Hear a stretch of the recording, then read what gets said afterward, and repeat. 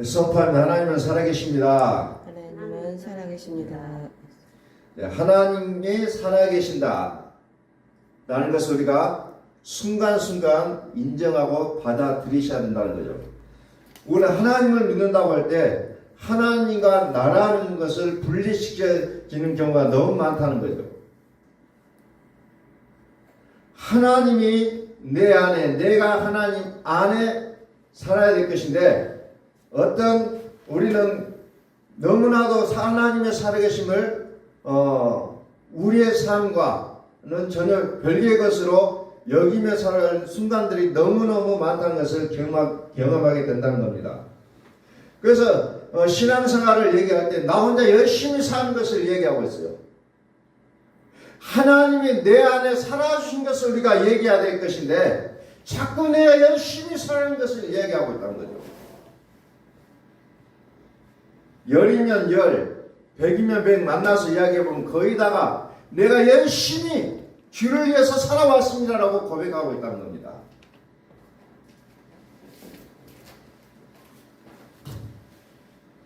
그러면서 뭐라고 얘기냐면은 나는 정말 잘 믿고 싶은데 믿어지지가 않습니다. 내가 정말 잘 믿고 잘하고 싶은데 잘 안 됩니다. 라는 얘기들을 너무 많이 하고 있다는 겁니다. 왜 안 됩니까? 내 육이 살아있기 때문에 안 되는 거예요. 내가 살아있기 때문에 안 된다는 겁니다. 로마서 1장에 보면은 이런 얘기가 나와요. 마음에 하나님 두기를 싫어한다 그래요. 마음에. 이제 시대가 사람들 마음에 하나님 두기를 싫어한다는 거죠. 이게 무서운 거예요. 빌립보서 2장 5절에서는 너희는 이 마음을 품으라고 그리스도 예수의 마음이니 품으라고 얘기하는데 그들이 마음에 하나님 두기를 싫어하며 어떻게 됩니까? 여기에 모든 불의, 추악, 탐욕, 악의가 가득한 자요, 시기, 살인, 분쟁, 사기, 악독이 가득한 자요, 수근수근한 자요, 비방하는 자요, 하나님께서 미워하시는 자요, 능욕하는 자요, 교만한 자요, 자랑하는 자요, 악을 도모하는 자요, 부모를 거역한 자요, 우매한 자요, 배약한 자요, 무정한 자요, 무자비한 자라. 이런 사회적인 풍조가 나올 수밖에 없다는 겁니다. 그런데 많은 사람들이 얘기하기를 그 원인을 모르겠다는 겁니다. 원인을 모르는 것이 아니라 하나님을 마음에 두기를 싫어한다는 겁니다. 그래서 그런 일들이 벌어질 수밖에 없다는 거예요. 부모를 거역하고 미워하고 비방하고 우리가 두 사람 만나서 이야기할 때 보면은 늘 비방하는 이야기들이 먼저 나올 수밖에 없어요. 그것이 하나님의 살아계심을 내 마음에 너무나도 이론적으로 받아들이고 있다는 겁니다. 끊임없이 나는 잘하고 있어요. 나는 열심히 하고 있어요. 그런데 결론은 뭡니까? 안 된다는 거예요. 왜 안 되지? 하는 부분들이 우리 속에서는 늘 나와요. 왜 안 되냐? 육이라는 겁니다. 욕심 때문에 안 된다는 거예요. 하나님 안에서는 다 이루어진 거예요. 다 이루었어요. 다 이루어진 것을 우리는 바라보고 살아야 할 것인데 우리는 안 된다는 이야기를 하게 돼 있다는 거죠. 왜 안 됩니까? 나의 옳은 기준으로 살기 때문에. 나의 옳은 잣대로 살아가기 때문에 안 될 수밖에 없어요. 나의 옳은 잣대라는 것은 너무나도 범위가 좁다는 겁니다. 그래서 우리 마음에 하나님 두기를 싫어하기 때문에 이 모든 일들이 벌어질 수밖에 없다는 거예요. 그래서 우리가 어떻게 합니까? 내가 열심히 사는 것이 아니라 하나님이 살아주시는 복음을 자꾸 드려야 된다는 거예요. 근데 우리는 일주일에 한 번 듣고 끝내버리고 또 몇 주에 한 번씩 듣고 끝내버리려고 하는 우리의 마음도 있다는 거죠. 쉽게 가려고 한다는 겁니다. 그러나 복음은 결단코 쉽게 가는 길은 없다는 거예요. 자꾸 들어서 내 마음과 생각이 바꿔지지 않으면은 여전히 순간순간 내가 열심히 살려고 하는 쪽으로 가게 되어 있다는 겁니다. 그것이 우리의 DNA라는 거예요. 이 시대에 가장 무서운 것이 마음에 하나님 두기를 싫어하는 거예요. 오늘 저도 말씀을 준비하면서 참 왜 육이 이렇게 살아날 것인가의 부분에 대해서 굉장히 씨름하게 됐어요. 자꾸 살아나고 내 생각이 앞서가게 되고 이런 부분들이 끊임없이 있다는 겁니다. 자꾸 내가 열심히 살아야 성이 차는 게 우리 인간의 마음이라는 거죠. 내 욕심대로 되지 않으면 우리는 거기에서 마음이 상할 수밖에 없다는 겁니다. 이제 이미 마음에 하나님 두기를 싫어하는 시대가 되어버리고 말았어요. 정말 잘 믿는 사람의 마음속도 들어가면 하나님의 살아계심을 인정하지 않는다는 겁니다. 머리로는 그것을 수긍해요. 이론적으로는. 그러나 나의 삶 속에는 전혀 하나님의 살아계심과 같이 살지 않는 게 문제라는 겁니다.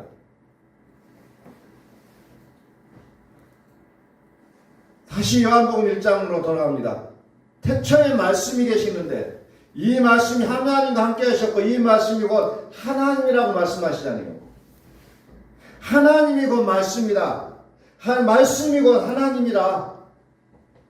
그런데 이 말씀이 어때요? 육신이요 우리 가운데 살겠다는 거예요. 우리 가운데 살겠다. 그런데 그 우리 가운데 사시는 그분이 어떤 분이냐? 은혜와 진리라 이렇게 표현하고 있습니다. 14절에서 말씀 육신이 되어 우리 가운데 거하심에 말씀이 하나님이 육신이 되어 우리 가운데 거하심에 우리 가운데 사심에 하나님이 사신다는 거예요. 그런데 그분을 바라보니 뭐가 보입니까? 은혜와 진리로 보인다는 겁니다. 성경은 이와 같이 예수 그리스도를 이제 나눠서 설명하고 있다는 겁니다. 이른 비와 늦은 비다. 예수 그리스도다. 나눠져서 이야기하고 있는데 우리의 육은 그것을 무시하려고 한다는 거죠. 나눠져서 있는 예수 그리스도를 나눠서 볼 줄 알고 그것을 하나로 볼 줄 알아야 된다는 겁니다. 육으로는 도대체 그것을 인정하기가 싫을 때가 많이 있죠. 은혜와 진리요. 은혜와 진리. 다 그분을 보니 은혜와 진리라는 겁니다. 그분을 보니 처음과 나중이라는 거예요. 알파와 오메가다. 처음과 마지막이다. 요한계시록에도 보면은 그런 내용들이 쭉 나와요. 계속해서. 창세기부터 요한계시록까지 그분을 나눠서 설명합니다. 나눠서 설명하면서 그분을 하나로 보게 한다는 겁니다. 자, 다시 오늘 읽었던 본문으로 돌아갑니다. 자, 우리는 모든 무거운 것과 얽매기 쉬운 것을 벗어버리고 인내로서 우리 앞에 당한 경주로 하며 믿음의 주요 또 온전하게 하신 인 예수를 바라보자는 거죠. 우리는 삶의 모든 순간순간 어려운 문제를 맞닥뜨렸을 때 우리는 무엇을 생각합니까? 예수를 바라보라는 겁니다. 그리고 3절에 또 뭐가 나옵니까? 너희가 피곤하여 낙심하지 않기 위하여 죄인들이 이같이 자기에게 거역한 일을 참으신 일을 생각하라.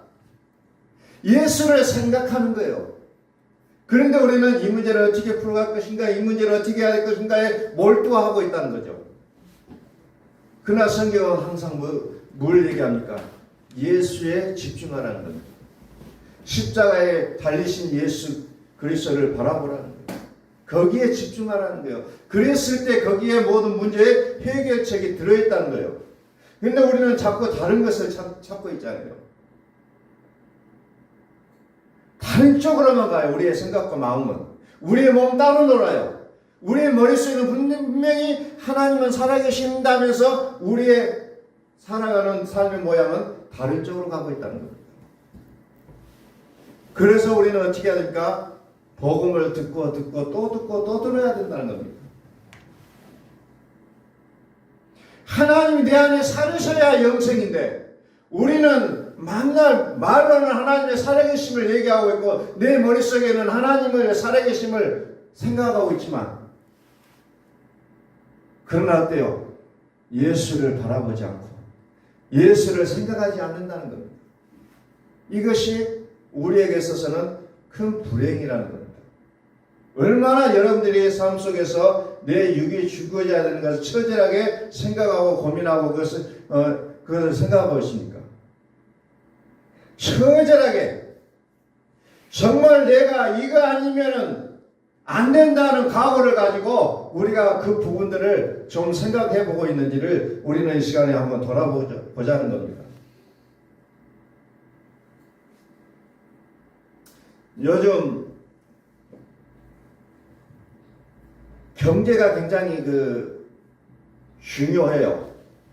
그래서 경제를 회복시키지 못하는 대통령이나 정치인들은 그다지 인기가 없다는 겁니다.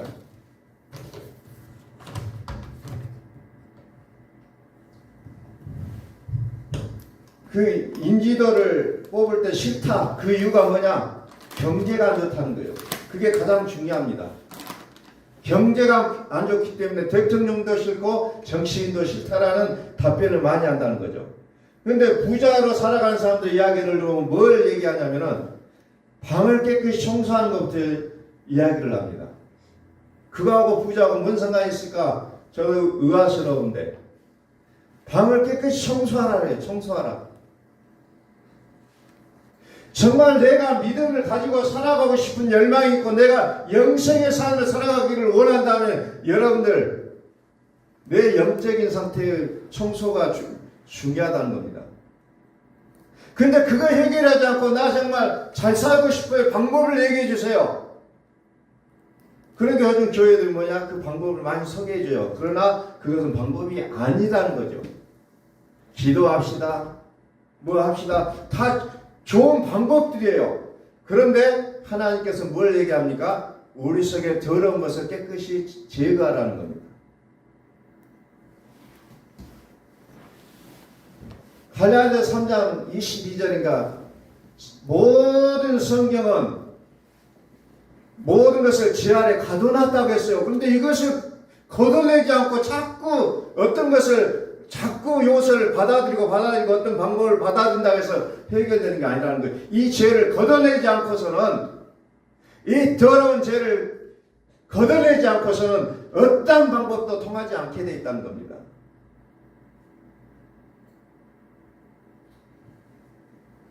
죄를 걷어내야 된다는 겁니다. 우리의 영의 더러운 요소들을 깨끗하게 청소하지 않으면 하나님 우리 안에 사실 수가 없다는 거예요. 히브리서 9장 14절 말씀 봅니다.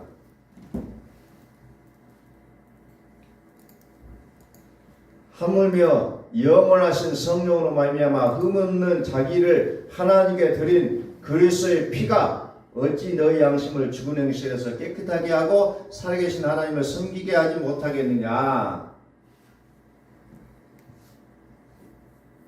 예수는 우리의 육신의 죄를 깨끗하게 하셨어요. 십자가에 죽은 예수는 우리 육체의 죄를 깨끗하게 했다고 했어요.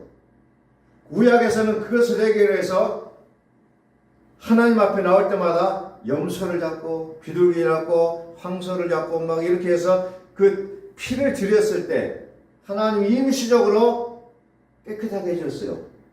그러나 신약에 와서요 예수께서 십자가를 지심으로 말미암아 우리 육신의 죄를 깨끗하게 하시면서 또 무엇을 얘기합니까? 이제는 그리스도의 피를 얘기하고 있잖아요. 그래서 너희 양심을 죽은 행실에서 깨끗하게 하고 살아계신 하나님을 섬기게 했다는 거예요.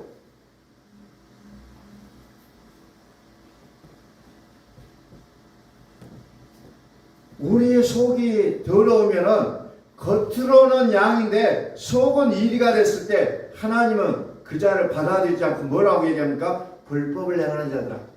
그들이 신앙의 방법들을 많이 알아요. 그래서 예수의 이름으로 귀신을 쫓아내고 예수의 이름으로 병을 고쳐지고 선지자 노릇하고 뭐하고 해왔을지라도 불법을 행하는 자가 된다는 겁니다. 왜? 속에 더러운 것들을 드러내라는 겁니다. 깨끗하게 영적인 디톡을 하지 않고서는 내가 인정하지 않겠다는 거예요. 우리의 육체의 건강도 디톡이 중요한데 영적인 우리의 모습도 마찬가지라는 겁니다. 깨끗하게 씻어내야 된다는 거죠. 그 깨끗하게 씻는 게 물로 가는 게 아니고 그리스도의 피만이 가능하다는 겁니다. 그리스도의 피로만 가능하다는 거예요. 그래서 우리는 어려운 문제에 맞닥뜨렸을 때 무거운 짐, 얽매기 쉬운 죄 이런 것들을 만났을 때 무엇을 하냐? 예수를 바라보자. 피곤하여 낙심하지 않기 위해서는 우리는 예수를 생각해야 된다는 겁니다. 그것을 하지 않고 자꾸 방법론을 찾아내기 시작하면 우리에게는 방법이 하나님께서는 찾아주지 않으신다는 거예요. 교회는 어떤 축복을 받는 어떤 방법론을 제시하는 것이 아니고 정말 기본적인 부분을 찾아가게 한다는 겁니다. 그리스도의 피. 이것을 해결하지 않으면 우리의 모든 문제는 해결되지 않는다는 거죠. 안 되는 것은 나의 기준이 안 되는 거예요. 하나님이 계획하신 그 부분으로가 들어가지 않으면 안 된다는 겁니다. 영생을 소유하려면 죄를 끊어야 되고 육이 죽어져야 된다는 겁니다. 이게 출발점이에요. 그런데 우리는 그 출발점을 무시해버리고 그 다음 단계로 나가려고 하는 우리의 모습들이 있다는 거죠. 자, 그러면서 히브리서 9장 14절, 히브리서 10장 22절 봅니다. 우리가 마음의 뿌림을 받아 악한 양심으로부터 벗어나고 몸은 맑은 물로 씻음을 받았으니 참마음과 온전한 마음으로 하나님께 나가자. 그래서 참마음과 온전한 마음. 그리스도의 마음이 우리의 마음이 되어야 된다는 겁니다. 너희는 이 마음을 품으라고 그리스도 예수의 마음이니.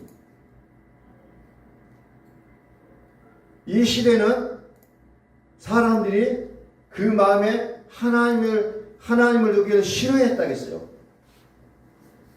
그래서 나오는 것이 불의한 모습이 나오고 추악하고 탐욕스럽고 악의가 가득하고 시기, 살인, 분쟁, 사기, 악도, 수근수근하고 비방하고 미워하고 능욕하고 교만하고 자랑하는 거 악을 도모하는 자의 모습, 그리고 심지어 부모까지도 거역하는 모습으로 나올 수밖에 없다는 거. 왜? 그 마음에 하나님이 살아계시지 않으면 우리 인간은 자기밖에 모르거든요.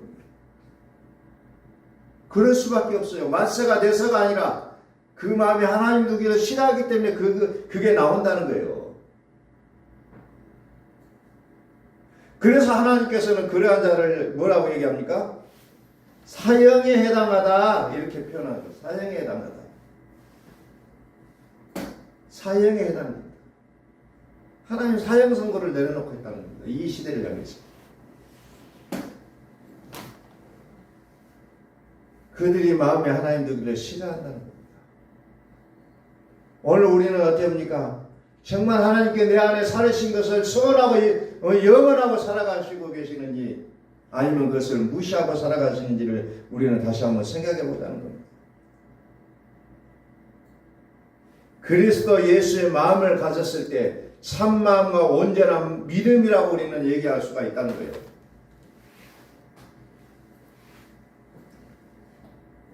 로마서 7장 자주 보는 말씀이지만 다시 한번 또 봅니다. 15절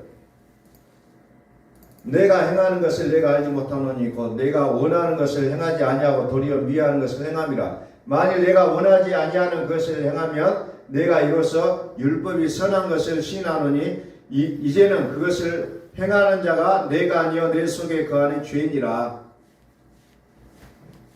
사도 바울이 정말 씨름을 많이 하는 사람 같아요.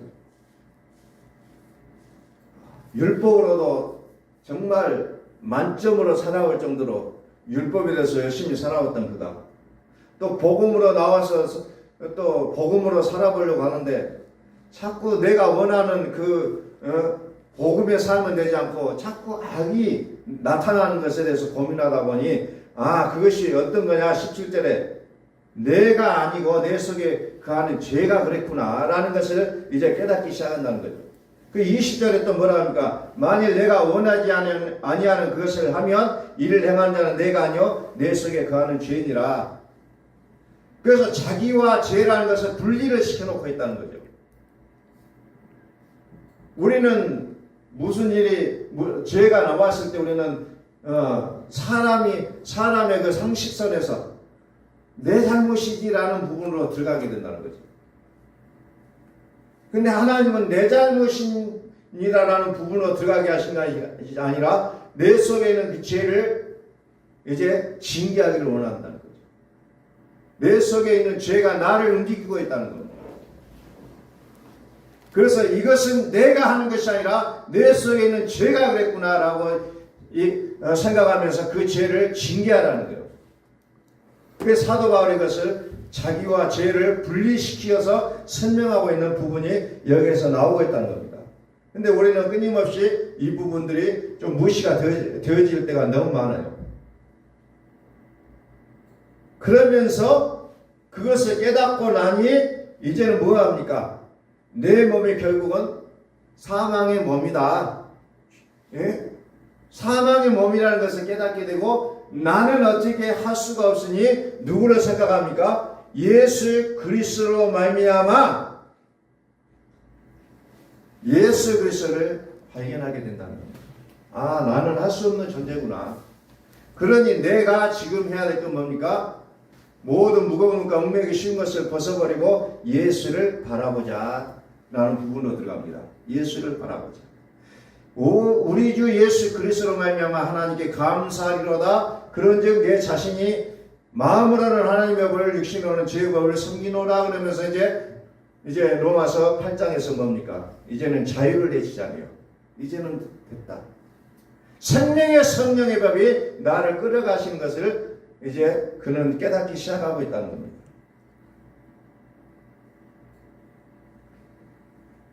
정말 처절하게 우리는 다시 한번 생각해 보셔야 돼요. 복음 앞에서.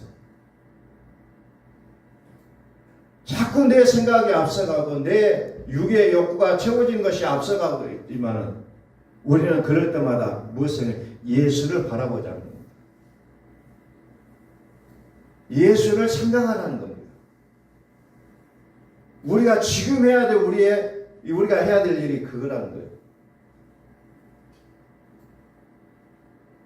그러나 우리는 그거 하지 않고 내가 열심히 사는 단계를 우리는 선택할 때가 많이 있다는 겁니다. 열심히 살자. 그게 안 되기 때문에 우리는 무엇을 합니까?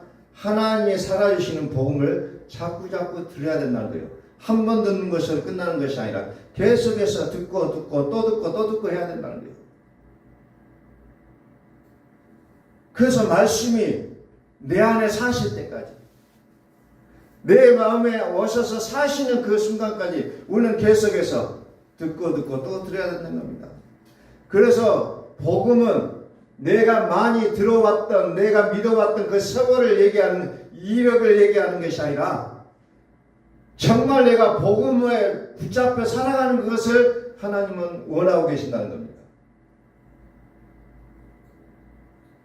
내가 10년을 듣고 20년을 듣고 복음을 들어왔지만 아직도 그 복음이 내 속에 살아주시지 않으면 우리는 처음이에요. 이제 처음이라는 겁니다. 나는 몇 년 교회를 다니고 몇 년 복음을 들어와서 이 경력을 얘기하자는 게 아니고 처음으로 돌아가야 된다는 겁니다. 처음으로. 하나님이 주시는 그 영생에 우리는 누리며 살아가는 그날을 우리는 끊임없이 바라봐야 된다는 겁니다. 자, 히브리서 10장 26절을 봅니다.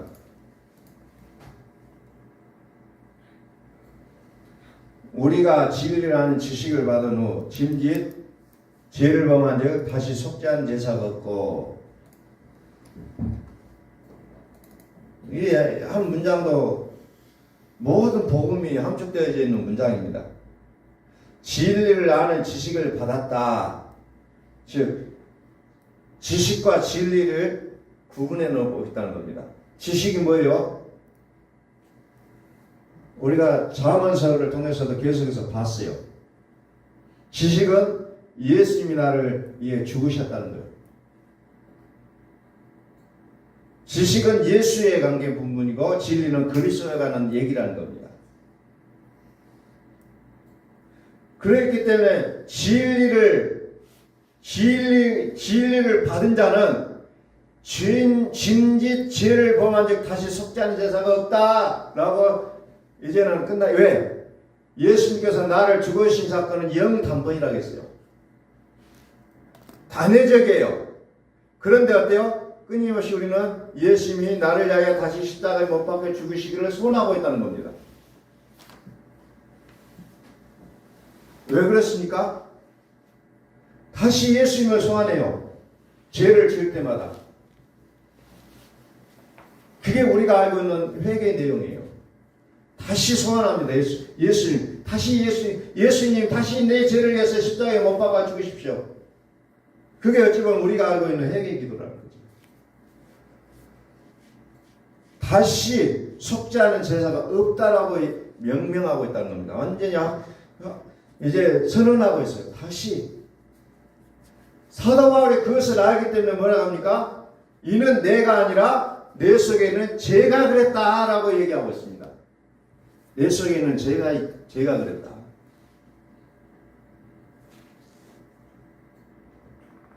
그래서 이것을 또 듣고 잘못 오해하는 사람이 있어요. 그러면은 죄를 짓고도 뻔뻔하게 살아야 되느냐?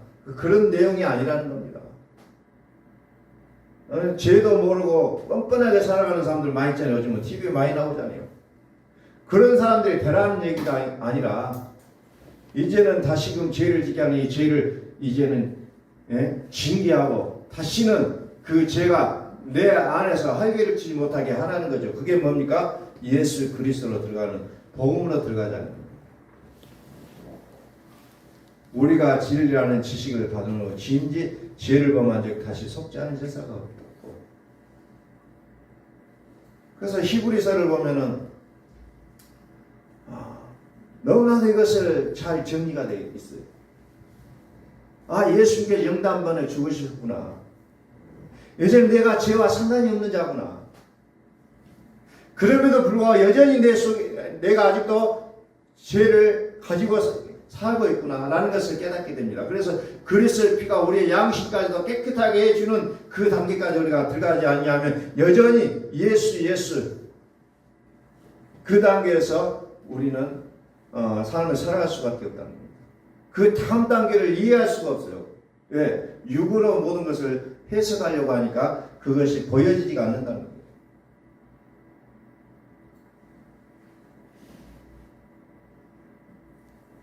히브리서 12장 1절 다시 봅니다. 이러므로 우리에게 구름같이 둘러서 허다한 증인들이 있으니 모든 무거운 것과 얽매이기 쉬운 것을 벗어버리고 인내로서 우리 앞에 당한 경주를 하며 믿음의 주여 또 온전하게 하신 이인 예수를 바라보자. 그는 그 앞에 있는 기쁨을 위하여 자기 십자가를 참으사 부끄러움을 개의치 아니하시더니 하나님 보좌 우편에 앉으셨느니라. 너희가 피곤하여 낙심하지 않기 위하여 죄인들이 이같이 자기에게 거역한 일을 참으신 일을 생각하라.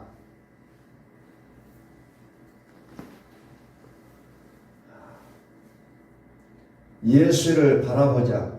예수를 생각하라. 예수를 바라보자. 예수를 생각하라. 우리의 육이 나올 때마다 예수를 바라보고 예수를 생각하잖아요.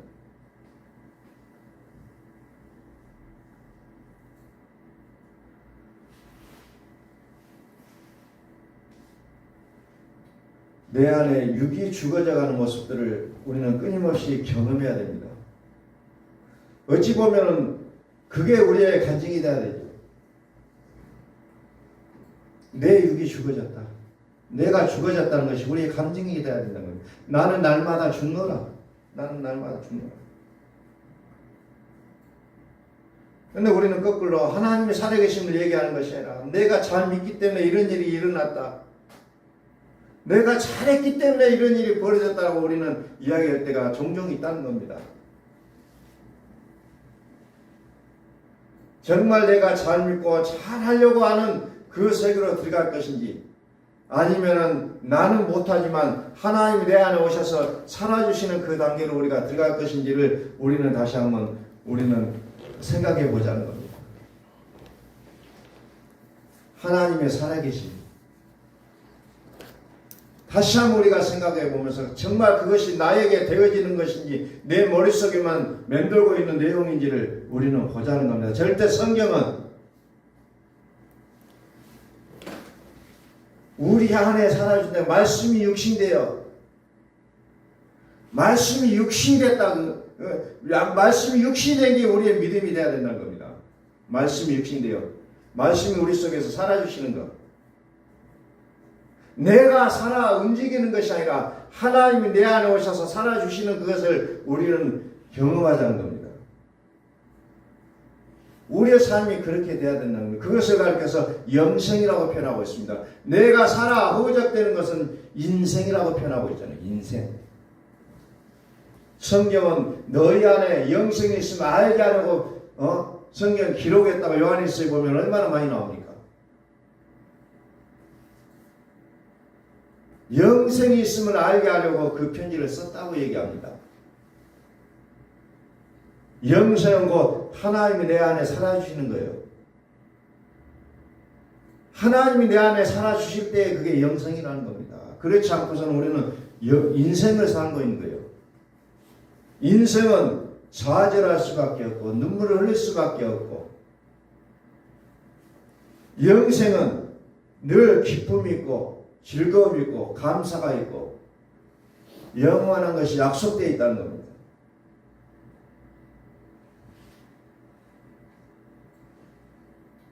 그래서 우리는 하나님의 살아계심을 날마다 선포하고 또 선포해야 될 이유가 있는 겁니다.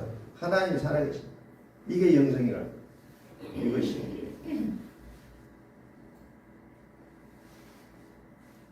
정말 그분이 내 안에 오셔서 살아주시는 것.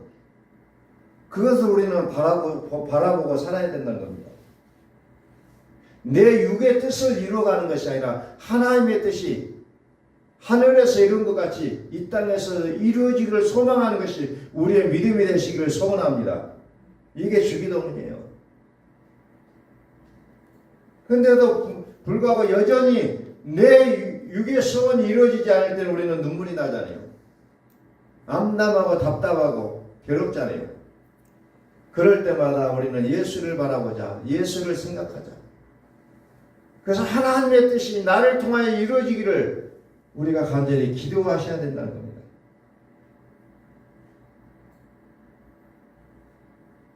그들이 마음에 하나님 두기를 싫어했다. 그래서 나타나는 모든 죄악들이 세상에 관영되고 있다.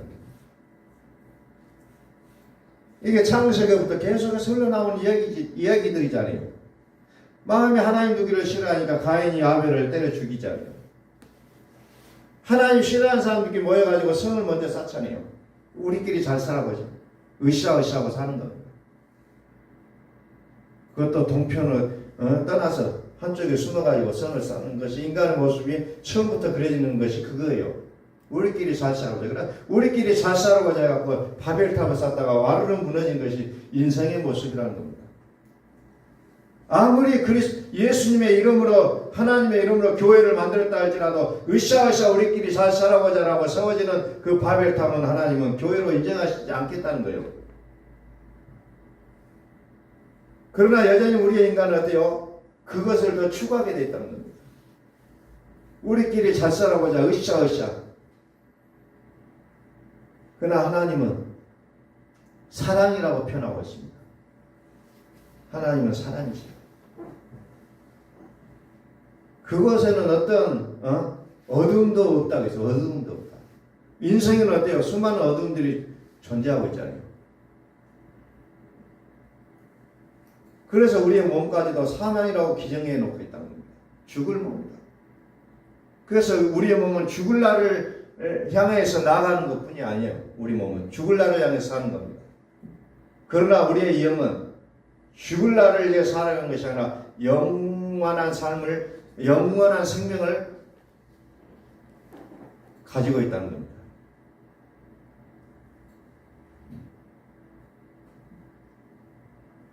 말씀이 육신이 되어 우리 가운데 거하시며 우리가 그의 영광을 보니 아버지의 독생자의 영광이요 은혜와 진리가 충만하더라. 그래서 말씀이 육신이 되는 것, 이것이 우리의 어떻게 보면 우리의 삶이 되어야 된다는 겁니다. 나를 통해서 하나님 살아주시는 모습들, 우리는 그것을 하나님의 인도함을 받은 삶이라고 얘기하죠. 하나님 인도함을 받은 사람들은 곧 하나님의 아들들이다. 그래서 우리의 삶 속에서 우리의 육이 죽고 우리의 생각이 죽고 오직 하나님의 말씀이 우리를 통해서 그대로 나타나지는 그런 삶이 되시기를 예수 그리스도 이름으로 간절히 바랍니다.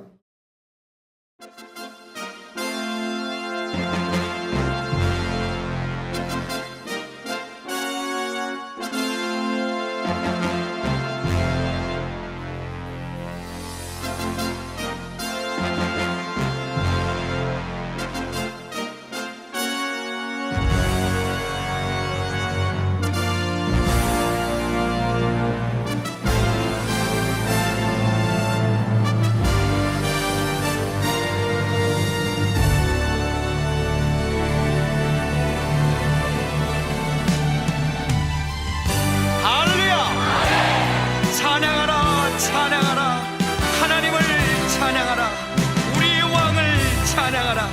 하나님은 온 땅의 왕이 되시며 열방을 지배하시니 그의 이름을 선포합시다.